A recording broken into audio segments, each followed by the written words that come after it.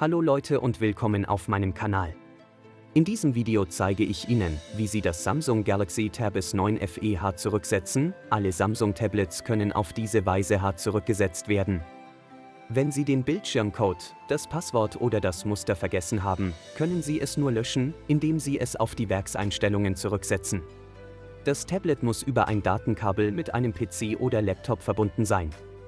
Um das Tablet zurückzusetzen, müssen wir es in den Wiederherstellungsmodus versetzen. Um in den Wiederherstellungsmodus zu wechseln, müssen Sie es neu starten. Um neu zu starten, drücken Sie mehrere Sekunden lang gleichzeitig die Leiser-Taste und die Ein-Aus-Taste. Wenn das Tablet neu startet, drücken Sie einige Sekunden lang gleichzeitig die Lauter-Taste und die Ein-Aus-Taste.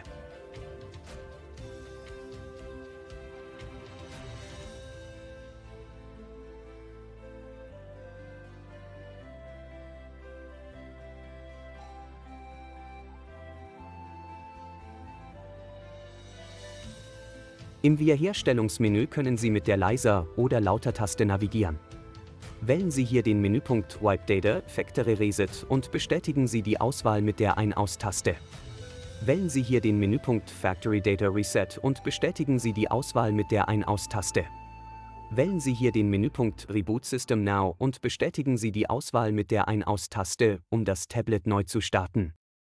Dieser Vorgang kann einige Minuten in Anspruch nehmen.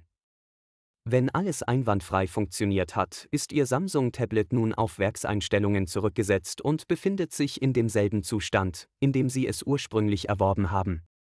Wenn Sie Ihr Samsung-Tablet auf die Werkseinstellungen zurücksetzen, werden alle Daten gelöscht. Das Google-Konto wird jedoch nach dem Zurücksetzen nicht gelöscht.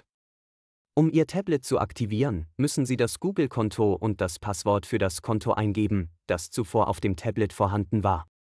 Vielen Dank fürs Zuschauen und ich hoffe, das war hilfreich. Wenn Sie Zweifel haben, schreiben Sie es in den Kommentar und ich werde so schnell wie möglich antworten. Ich wünsche Ihnen einen wunderschönen Tag.